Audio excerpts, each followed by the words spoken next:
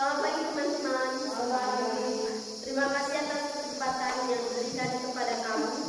Kami dari kelompok 1 akan menjelaskan materi mengenai teks editorial. Jadi, materi yang akan kami jelaskan sudah kami gambarkan dalam bagan yang terlihat di papan tulis. Kita bisa lihat. Pada kesempatan yang pertama, saya akan menjelaskan pengertian, tujuan, manfaat, fungsi dari teks editorial. Apa itu teks editorial? Teman-teman, perlu kita ketahui bahwa teks editorial adalah teks yang berisi pendapat pribadi seseorang mengenai sebuah fakta atau sebuah masalah, baik itu masalah politik, masalah sosial, maupun masalah ekonomi, yang ditulis secara singkat dan menarik, dengan tujuan agar pembaca ikut berpikir mengenai masalah atau isu yang sedang dibahas. Dan tujuan utama dari penulisan teks editorial adalah memberikan pandangan atau penilaian kepada masyarakat mengenai masalah yang sedang terjadi. Lalu, apa manfaat dari teks editorial? Manfaat dari teks editorial tidak jauh berbeda dari pengertian dan tujuannya sendiri, yaitu memberikan informasi, merangsang pemikiran, dan menggerakkan pembaca untuk bertindak. Yang berikut adalah apa fungsi dari teks editorial. Teman-teman, ada beberapa fungsi dari teks editorial. Di antaranya, yang pertama adalah umumnya teks editorial menjelaskan sebuah berita dan bagaimana akibatnya kepada masyarakat. Dan yang kedua, teks editorial diisi dengan latar belakang yang dikaitkan dengan kenyataan-kenyataan sosial yang terjadi dalam masyarakat dan bagaimana atau apa faktor-faktor yang mempengaruhi terjadinya masalah tersebut. Yang ketiga adalah teks editorial berfungsi sebagai media atau sarana untuk mendapatkan informasi. Teks editorial terkadang berfungsi sebagai teks yang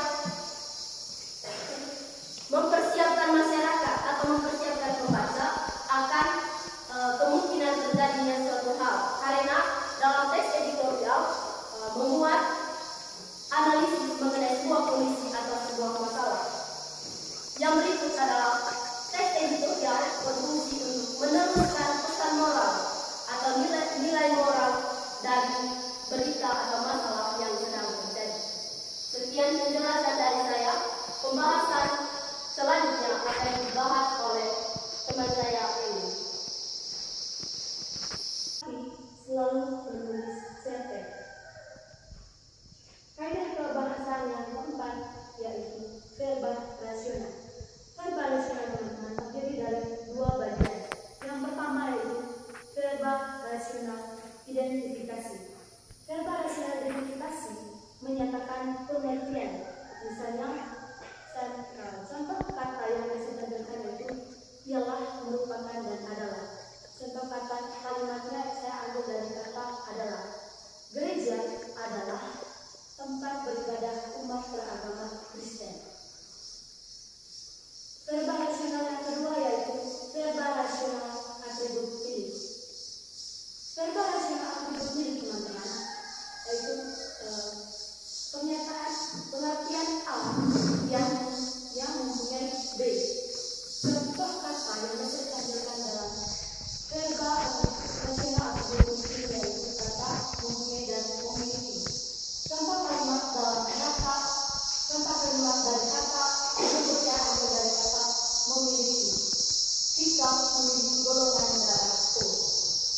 Sekian dari penjelasan saya.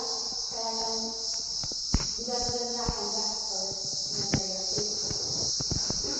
Teman-teman, terima kasih atas kesempatan yang telah diberikan. Saya akan melanjutkan penjelasan dari teman Helen mengenai kaidah kebahasaan teks editorial. Kaidah kebahasaan teks editorial yang kelima adalah verba mental. Verba mental adalah verba yang menerangkan persepsi, afeksi, dan kognisi. Yang pertama, verba mental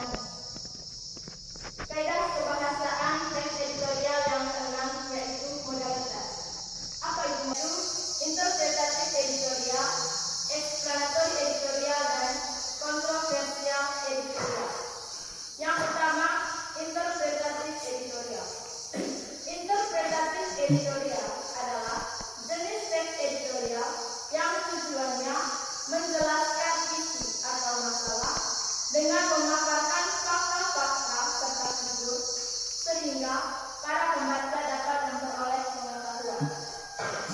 Contoh teks editorial yang termasuk dalam jenis interpretasi editorial, misalnya teks mengenai manfaat asupan gizi pada anak. Pada teks ini, penulis menjelaskan fakta-fakta mengenai pentingnya asupan gula pada anak. Pendapat dari penulis ini juga didukung oleh WHO atau Organisasi Kesehatan Dunia. Melalui teks ini, para pembaca, khususnya para orang tua, akan mendapatkan pengetahuan mengenai pentingnya asupan gula pada anak. Jadi jenis teks editorial yang kedua yaitu explanatory editorial. Explanatory editorial adalah jenis teks editorial yang menyuguhkan isu atau masalah sehingga para pembaca bisa menilai sudut pandang penulis. Tujuan dari explanatory editorial ini yaitu mengidentifikasi suatu masalah atau isu serta membuat pembaca peka dan sadar tentang isu atau masalah itu. Contoh teks editorial yang termasuk dalam jenis explanatory editorial misalnya, perlukah pengenalan gadget pada anak sejak dini? Pada teks ini, penulis menjelaskan dampak-dampak yang ditimbulkan akibat penggunaan gadget pada anak. Penulis menjelaskannya dari sisi penulis sehingga para pembaca akan menjadi peka dan juga menjadi sadar tentang dampak-dampak yang ditimbulkan akibat penggunaan gadget pada anak sejak dini. Dan jenis yang ketiga yaitu kontroversial editorial. Kontroversial editorial adalah jenis teks editorial yang tujuannya meyakinkan pembaca atau menumbuhkan rasa percaya pada pembaca terhadap suatu isu atau masalah. Secara umum, argumentasi itu diartikan untuk menolak suatu pendapat. Jadi argumentasi dapat berupa pernyataan umum atau data hasil penelitian. Yang kedua, pernyataan dari para ahli serta bersifat fakta sesuai referensi yang dapat dipercaya. Adapun yang ketiga yaitu penegasan ulang. Jadi, pada bagian ini berisi tentang penulis menegaskan kembali tahap dari pernyataan umum serta argumentasi. Jadi, pernyataan dari penegasan ulang dapat ditulis di bagian akhir teks. Sekian penjelasan dari saya. Selanjutnya saya akan menyerahkan kepada teman Delis untuk menjelaskan kaidah pembahasan. Jadi teman-teman, saya akan menjelaskan pada bagian kaidah pembahasan. Jadi dalam penjelasan kaidah pembahasan singkat, saya hanya menjelaskan 4 kaidah pembahasan dari teks editorial. Kaidah pembahasan dari teks editorial teman-teman, yang pertama yaitu adverbial.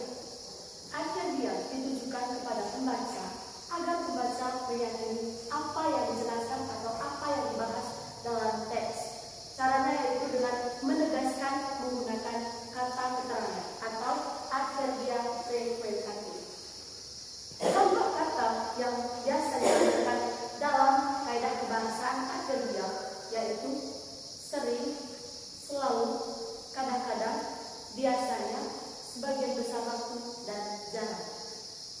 Saya akan membuat kalimat dari salah satu contoh kata tersebut. Misalnya, saya ambil kata biasanya. Contoh kalimatnya seperti ini. Biasanya, anak asrama merayakan Ekaristi pada pagi hari. Saya